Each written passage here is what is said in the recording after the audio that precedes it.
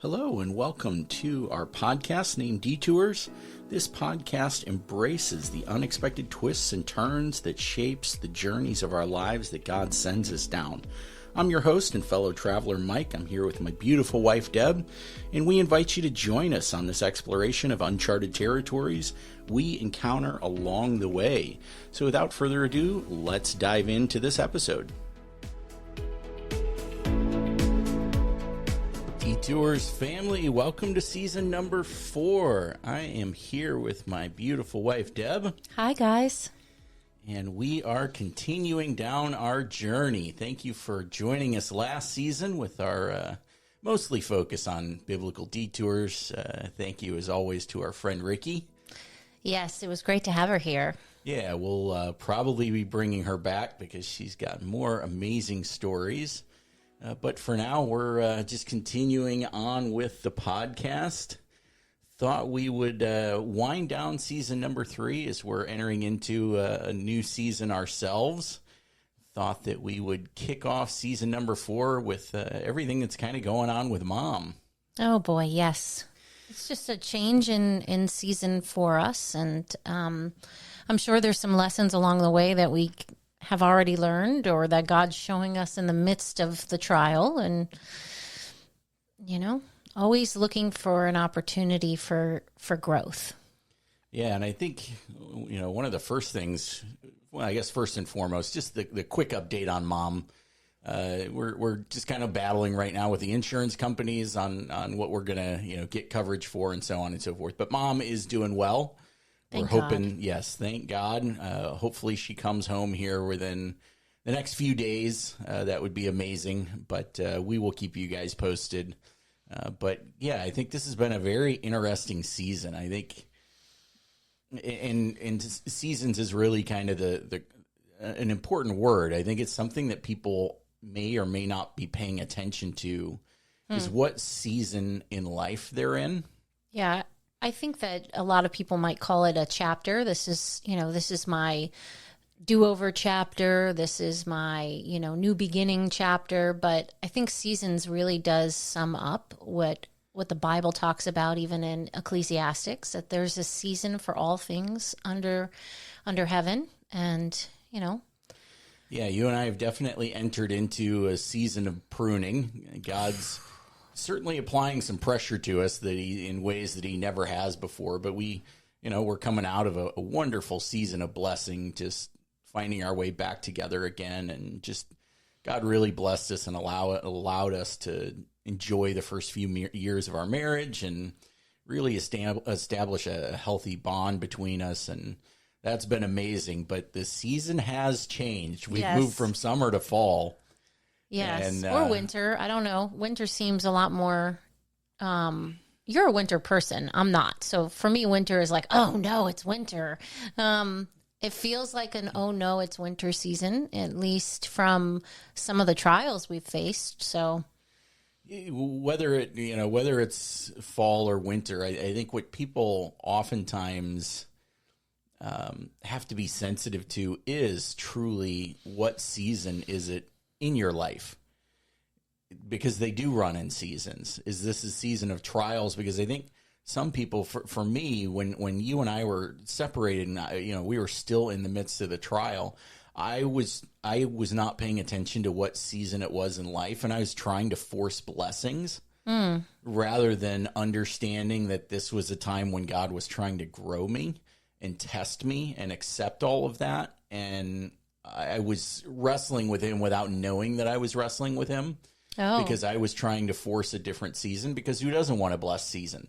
Well, that's true. That's true. So I think we've definitely entered into a different season, with my dad's cancer diagnosis. Luckily, he's been healing okay. We're going to go see him in August.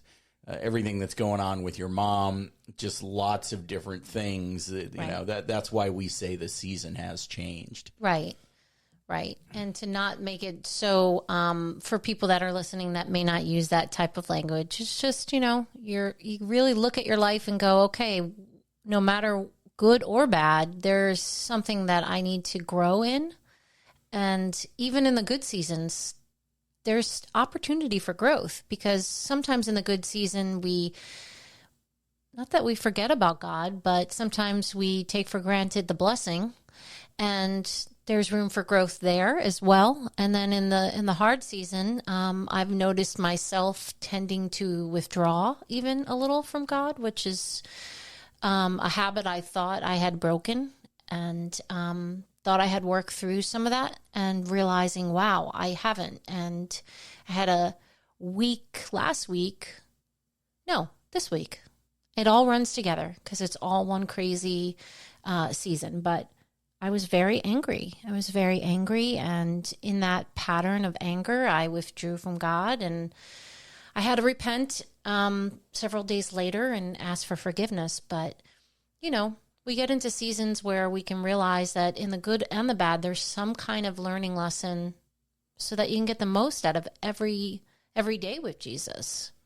Yeah, and it's interesting how even though you can create new patterns and break old patterns and so on and so forth, it's amazing how God just applies little bit of pressure, and all of a sudden you just turn around and, wait a minute, I'm back into an old habit. Oh, yeah. A bad habit. How did that happen?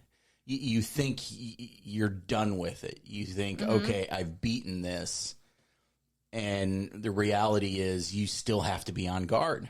Oh, for sure. And that's very humbling, because there's this concept in healing that I think people don't speak about a lot, but it's this underlined concept that there's an arrival point, that you're like, I succeeded, I won.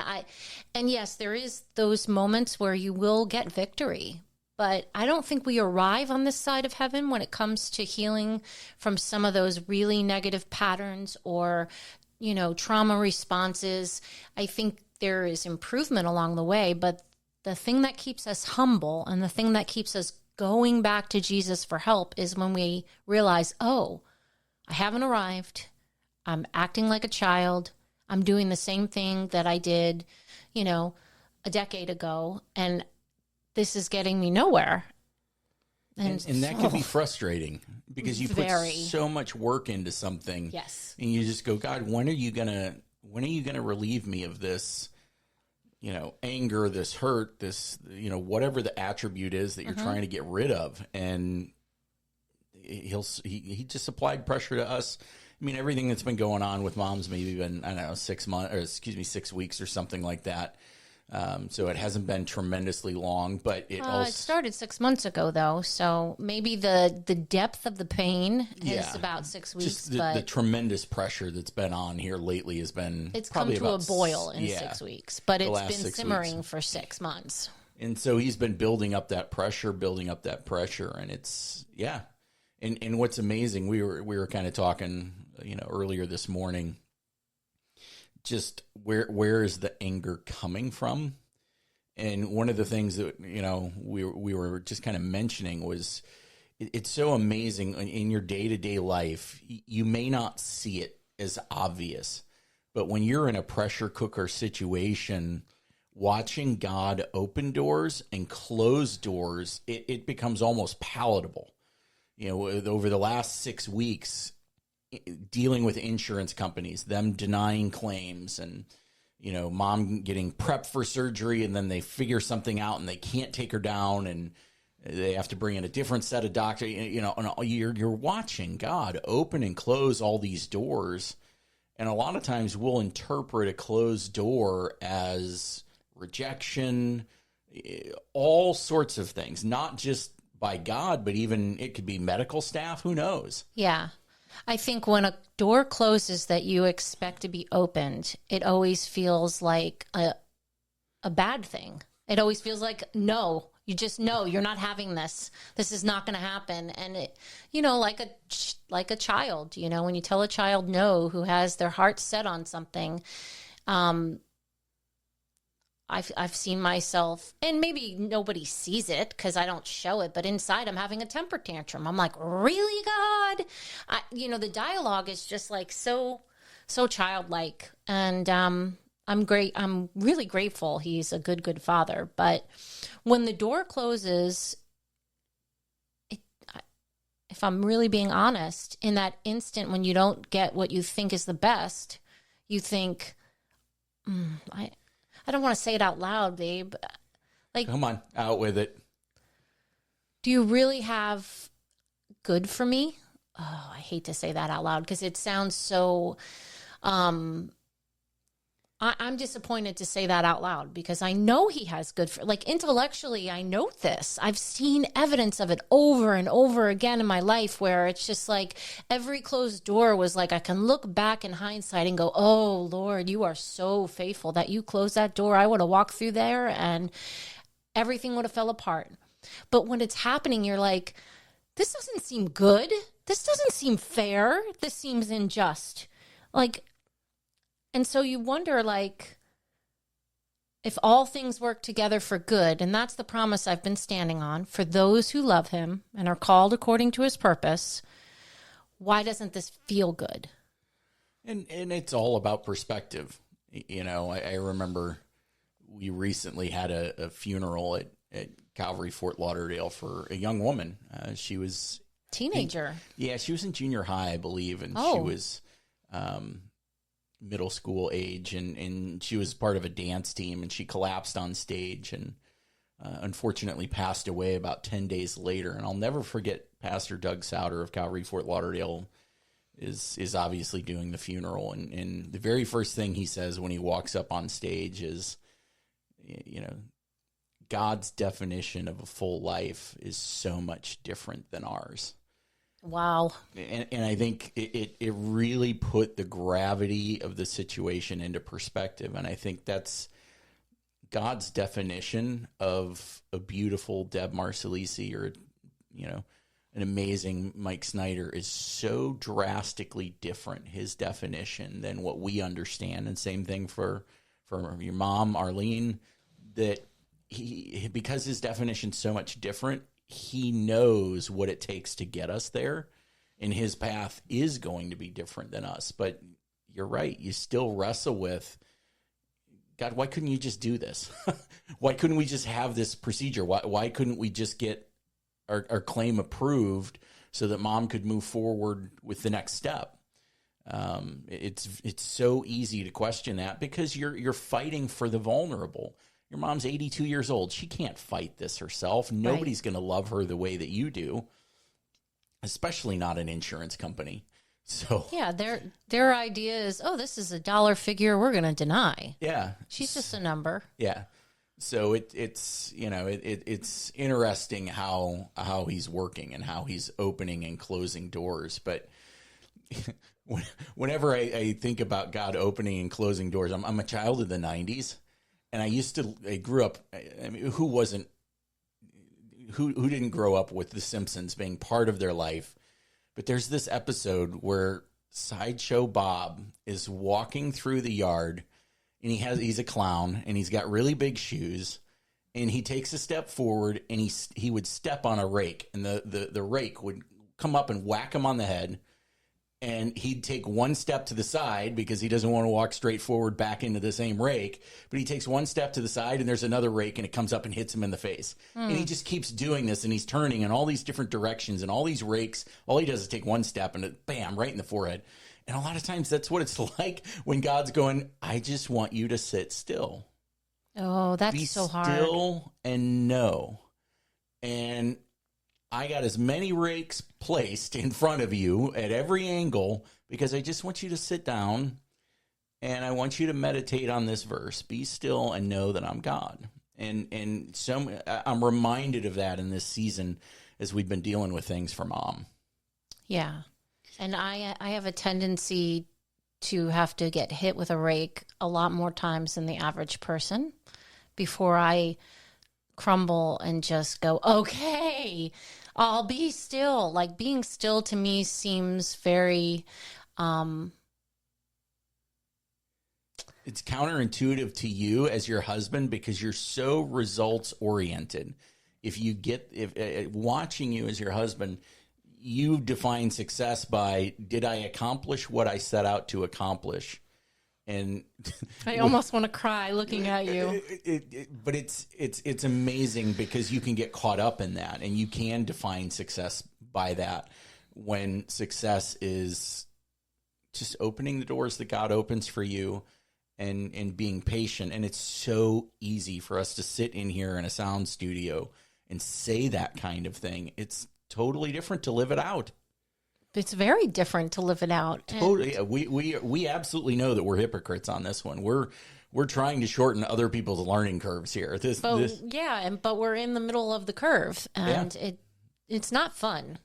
And I am, when you say that, it's because you love me and you see things that, and that's what a spouse should do, is to see some of the blind spots and see some of the struggles and go, I acknowledge that you're going through this, and God wants you to rest. And you've been a sounding board for that.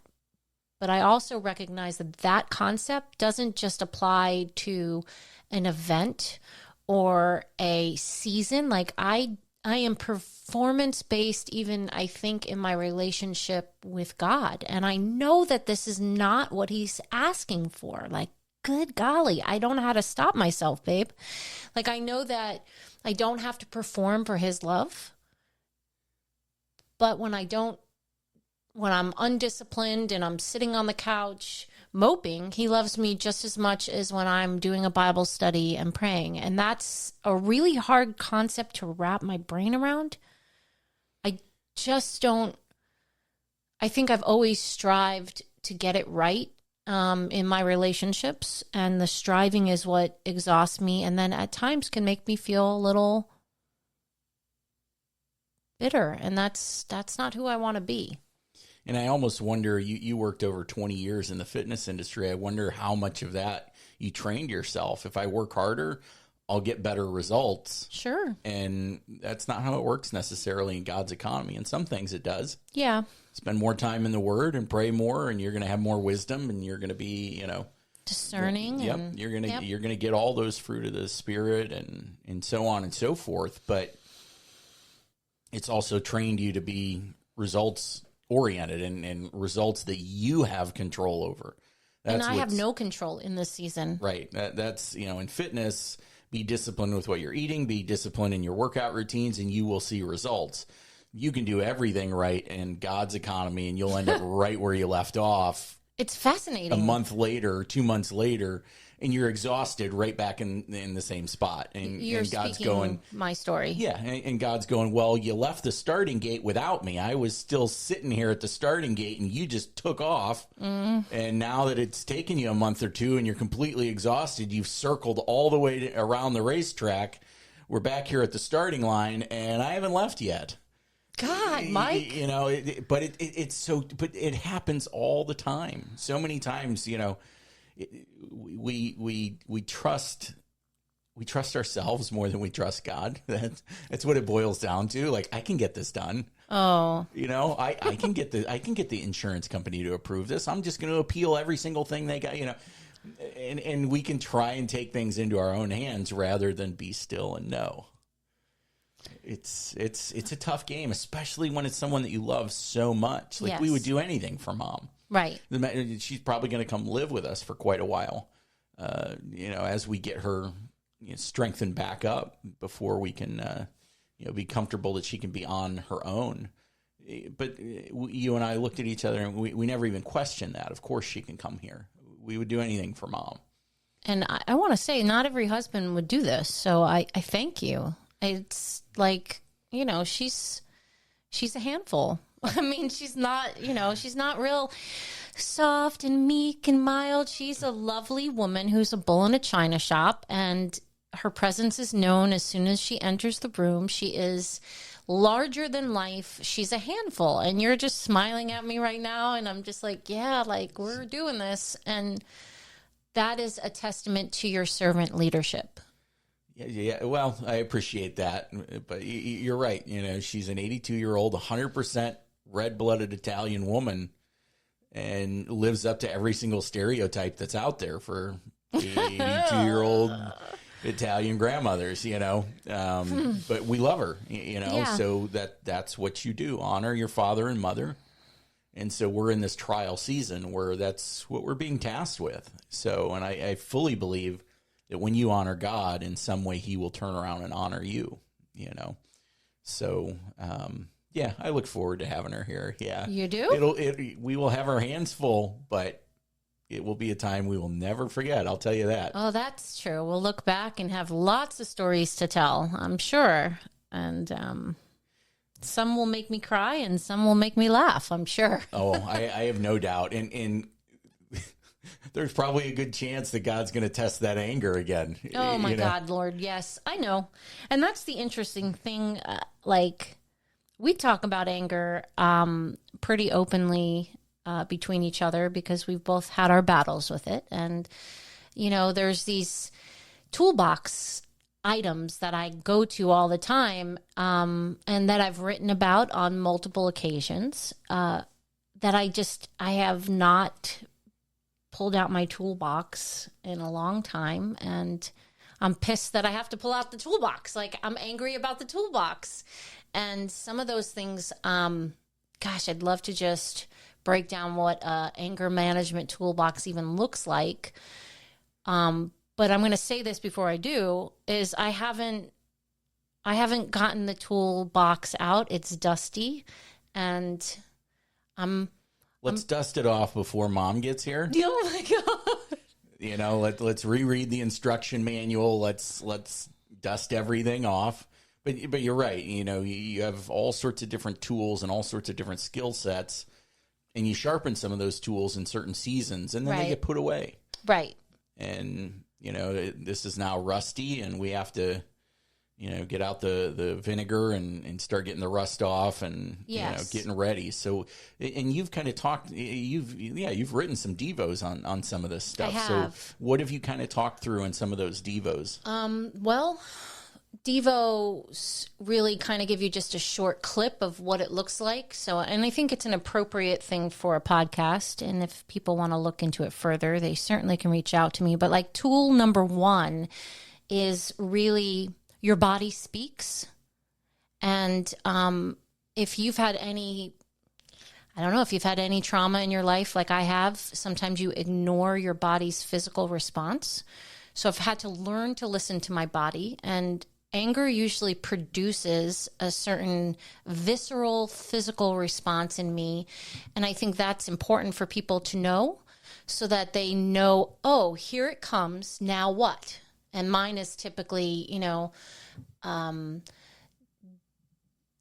deep, like pain, like almost like something stepping on my chest. Similar to what anxiety would feel like, but far more intense.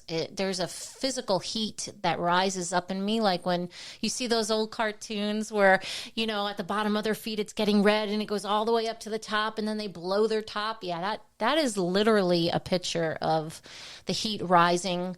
I'll get stomach issues even if I eat perfectly clean. Like my stomach will go, nope, we're not doing this today. You need to stop so that you pay attention to this. And your body does kind of those things, and they're warning signs. And how do you, anger can creep up so quick. Someone can just say one thing. You can get one phone call from an insurance company where they're informing you that your claim has been denied. Mm-hmm. It's some guy that's calling from India that's never seen your mother, doesn't care about her. You can barely understand his English, so you can't ask questions as to why the claim has been denied or any of this, that, and the other. And that it's not slow motion sometimes. Sometimes you can be so exhausted that all it takes is just a split second, and all of a sudden you blow a gasket. And yeah, you've mentioned it before, just being in jeopardy of losing your testimony, just because of something, a phone call that comes in or something, that's what's so scary about anger. And if you don't start understanding your body, why it's happening, because as you've said many times, and we're not even the first to mention it, anger, a secondary emotion, right? Understanding what is that first emotion that's causing that anger. Right. And I think that comes after you get a grip of like, okay, my body is doing this. Like early on in my journey to work through anger, that first visceral response needs a physical timeout. I'm not kidding. Like a little kid, you have to take yourself to a corner and take a very deep breath And whether it's counting to 10, whether it's counting your breaths, whether it's saying a prayer, it is removing yourself from an environment that you know within a second you're just going to lose it, because that little grip of like, okay, if I don't do this now, this is going to be bad. And then when you're breathing deep and you're kind of like, the heart rate goes down just a little and you can actually catch your breath, then it's like, what am I really angry about? And that's like tool number 2 is to track your triggers. What are you really triggered by? And for me, I have lots of triggers, but in this case, and we've even talked about it this week, is the trigger is injustice. This seems very unjust. This seems like nobody cares about my mom but me. And again, I know that's not completely true because there's lots of people that love and support us. But in the environment of the healthcare system, it feels very unjust. And it feels like she's a number. And to me, she's my mom. I even said to some guy on the phone, I want you to advocate for my mom like she's your mom. She's my mommy. And I used the word mommy, which caught me totally off guard. Like, I've not called her mommy since I've been like 5, but it's a vulnerable state. She is mommy. Yeah. Like, I feel like there's injustice happening, and that triggers in me all the years of injustice that I've endured in my own story. And so the anger starts to brew up from a place of remembrance and a place of like, oh no, here comes injustice again. And so knowing that trigger is really helpful, because now I have a choice to sit in that and brew in it, or to take it to God. And if I'm being honest, because again, this is what this is all about, I did not take that immediately to God. I was pissed off, and I didn't talk to God for like a day and a half. And, I had to repent. And when I did, he was so gracious. He was so gracious with me. But like, I literally was just like, no, I'm not talking to you. What's amazing how we do that. We either go, I'm not talking to you, or you probably don't want to talk to me. Yes. You would be ashamed of me because you and I have worked on anger for so many years, and you've given me the tools, and yet here I am failing again. Yeah. Whatever it is that pushes you away, that's definitely not God. So, it's just something that, again, humble yourself. God, I'm sorry. Thank you for being patient with me. I'm so glad that you are slow to anger, because, man. Imagine if God wasn't slow to anger. None of us would be here. Oh, my goodness. I mean, really, we none of us would be here. No, not at all. But, he is an amazing God. But what else? So for me, what I've found in myself as far as anger triggers is insecurity and rejection. Those are 2 big ones. And we've gotten a lot of rejection. I don't know that we've wrestled with insecurity, but rejection, I mean, just every angle that we have turned, trying to get multiple procedures done, doctors rejecting, insurance companies, just every corner there was some level of rejection. And I think it's played into the anger game as well in this one. Yeah, I agree. And I have to understand that rejection isn't about me. And that's hard because, we're very self-centered creatures. like sinners that we are. Like, it feels like it's a rejection of my effort. Yeah. And when you are performance driven, which I'm not saying is a good thing, but you've acknowledged it, I've acknowledged it. It feels like a very personal thing to get a no when you're giving all you have. You're in it for the fight. You've rolled up your sleeves. You're like, I'm in this to protect her. I'm in this for her to get better. And then you get a no, and the rejection feels very personal, and it's not. Yeah. And it's easy. Yeah. It's easy to take that personally, but what I love is, the story of Jacob when he's wrestling with God. take the frustrations and take the anger and wrestle with God. I mentioned it on the podcast before. I think God loves tenacity. I think he's waiting for someone to come wrestle with him because he can teach you things, and these seasons where he's pressing us, this season right now, I have no doubt he has a lot that he's getting ready to teach us. But the hardest part is you can't be so fixated on the pain and the rejection and whatever you're feeling that you lose sight of him. Right. Because so many times we can do that where God's teaching us a lesson, but we are so frustrated or angry or closed-minded or whatever that the lesson goes unlearned. And shame on us for that. But again, and those easier lessons said than come done. back around when you don't learn them. And it's like, I don't want to be the Israelites. I don't want to be in the desert for 40 years, God. I literally prayed that this week. Like, please, I don't want to be that way. And I don't want to be ungrateful either, because the Israelites were very ungrateful. They were worried about onions and leeks. And yet, God was raining manna down from heaven, and they stayed in a perpetual wandering for 40 years. I just don't want to keep having to relearn the same lessons. I want to get it right. I just don't want to keep doing this nonsense. And we've all been there. We've all been so frustrated with ourselves going, why am I struggling with this so much? I should be better than this. Right. And then play into the fact that the enemy is telling you you're a failure. You don't have this Christian thing mastered yet. You're never going to be anything. Why do you even try? Why do you keep going back to God? He doesn't give you what you want anyway. Like the perpetual pit of hell trying to hunt you down in the season is so demonic. And you have to fight that with the word, and you have to fight that with, no, but I know who you are, God. I know that it doesn't seem to be going my way, but I know who you are. And I had to say that over and over this week. Like, I know who you are, Lord. I know who you are. I would rather do this with you than without you. And I mean that. I can't imagine doing a day without the Lord. Like, I'd be lost, just deeply, deeply lost. And so even though I'm not seeing doors open that I want to open, I would much rather do this with him than without him.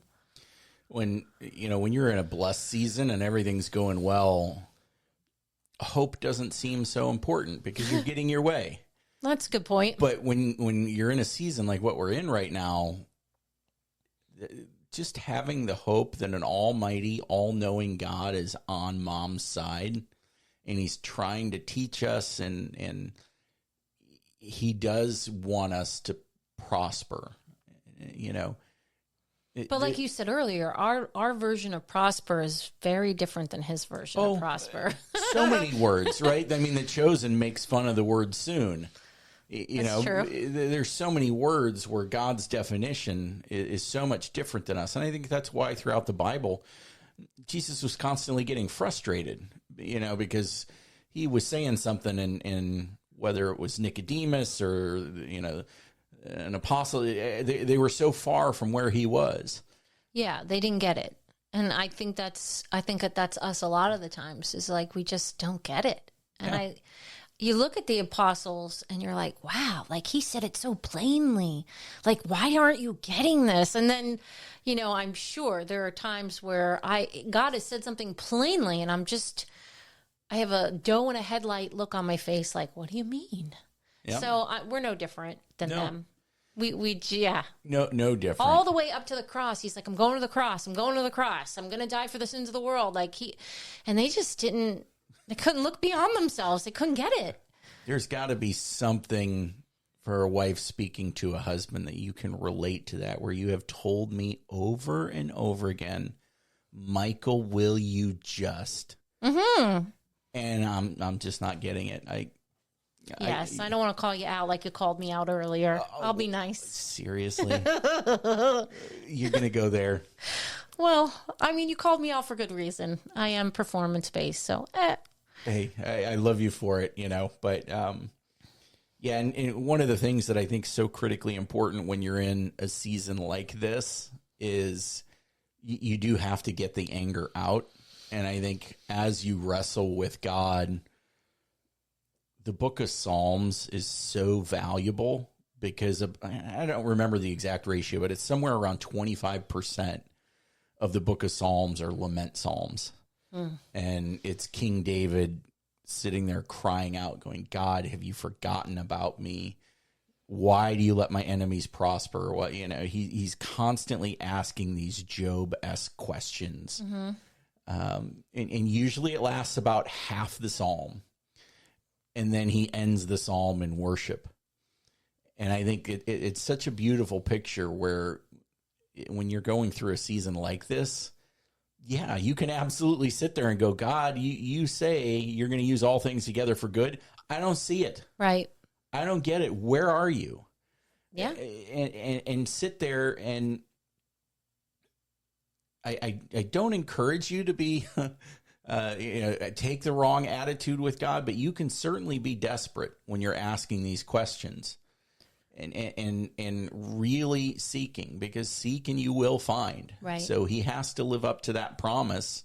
Not that he's necessarily going to give you the answer, but he's going to reveal a new part of himself to you, or he's going to do something. Right. And it's so critically important, I think, when you're going through a season that's very difficult, or you're going through a season of mourning. Yes, Bible verses that are filled with hope are so critically important. But so are the Psalms.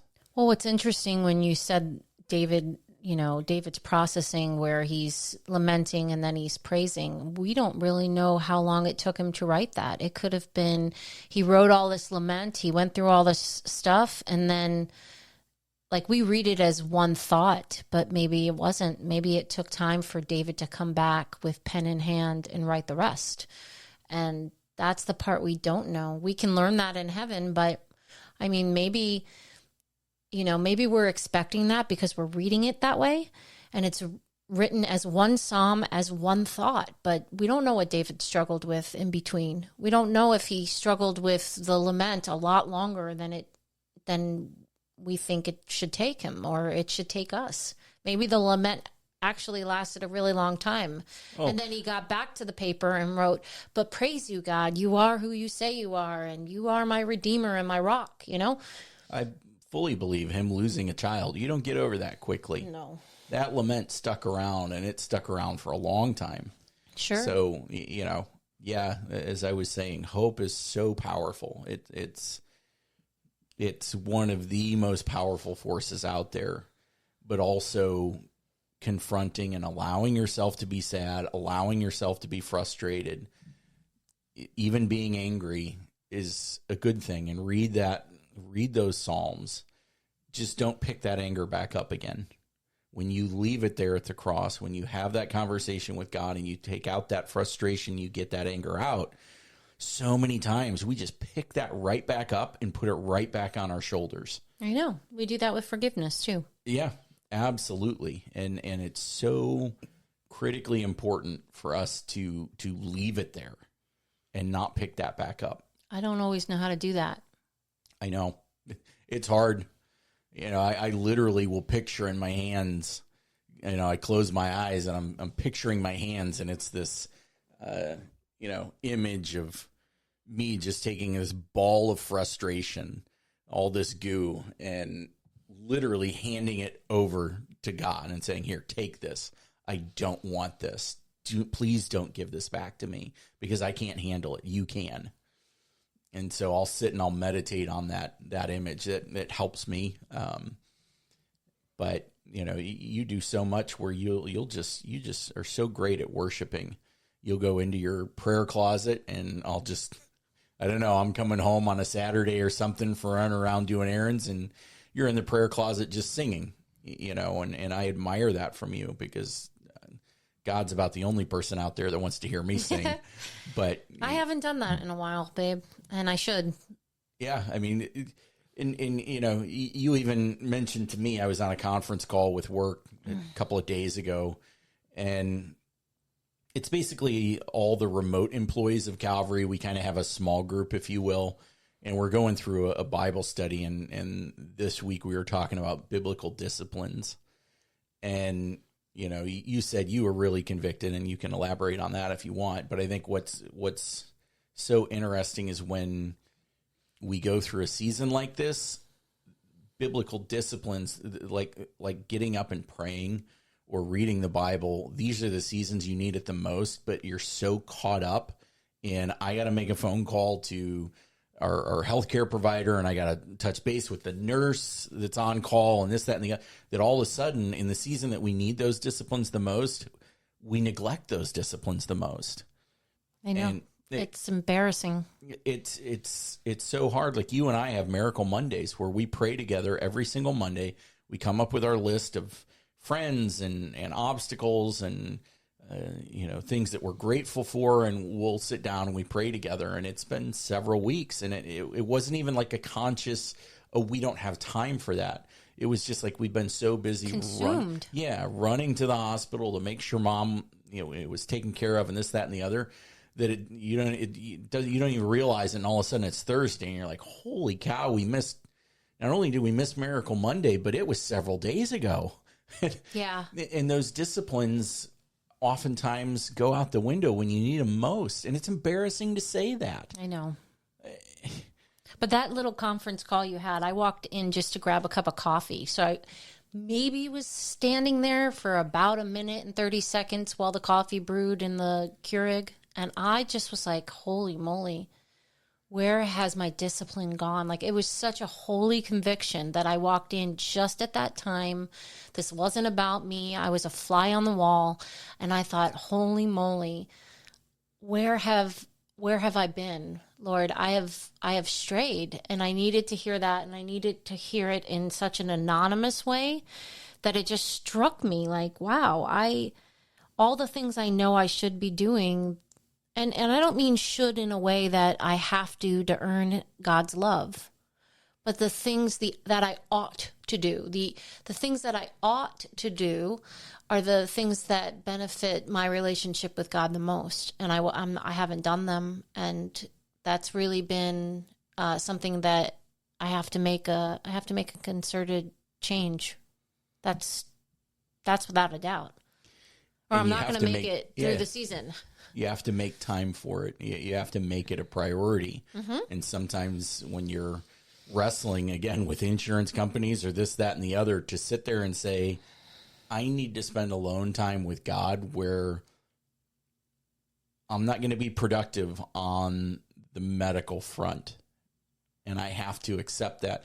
But not only do you have to then make the discipline of, I've got to make time for this, but if you're in there, let's say, for example, you're making time for prayer, you can't let your mind drift back to, I have to make that medical phone call. Well, it easy robs for you. Yeah.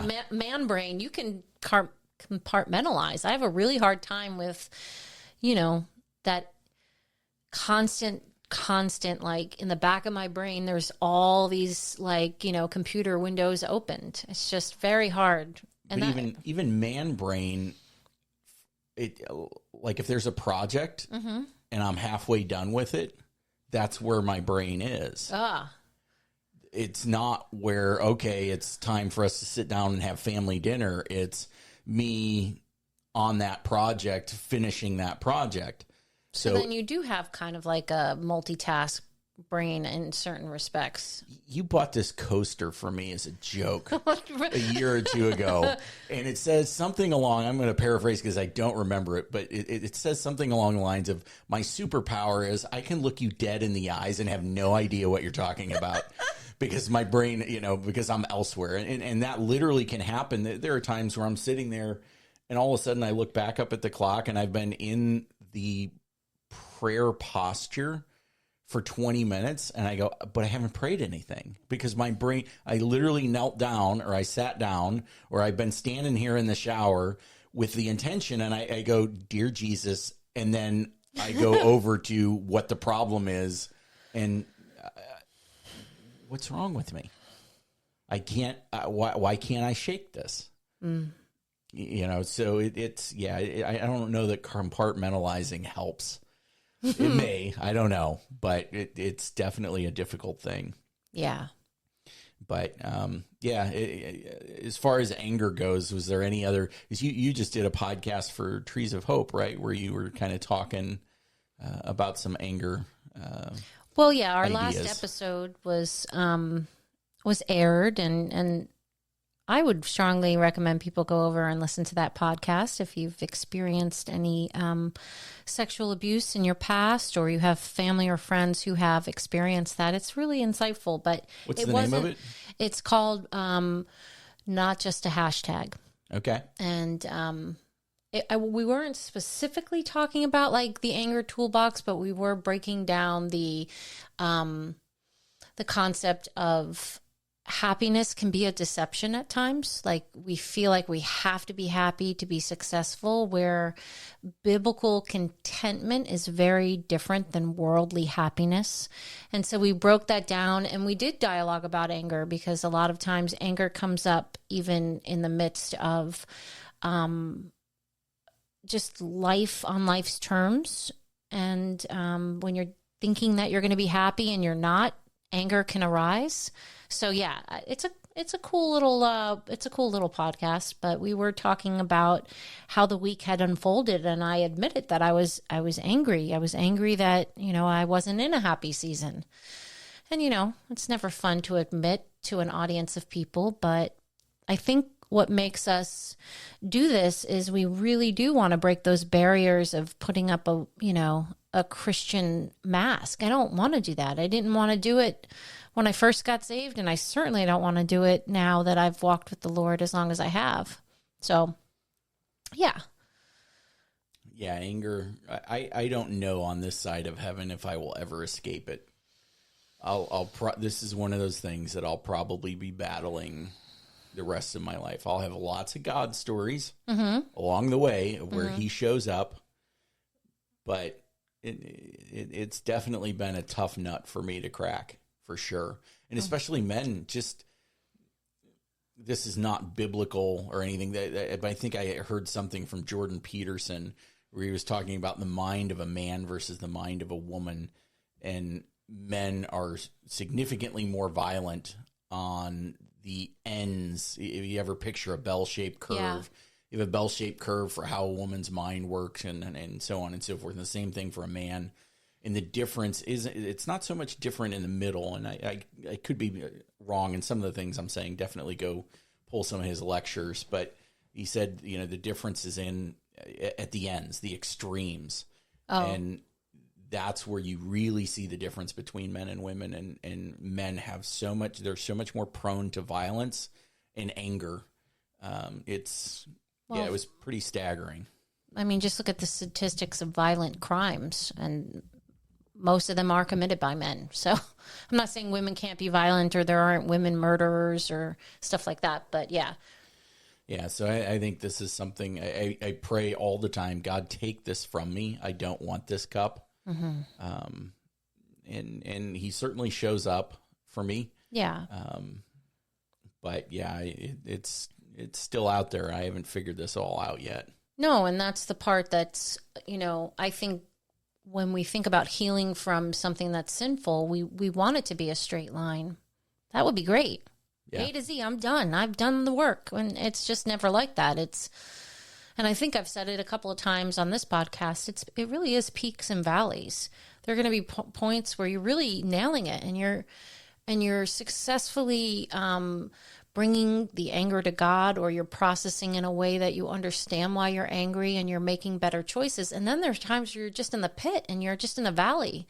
And so it's not a one and done. I think you're right. I think on this side of heaven, there are things that we are tasked to battle with until we go home.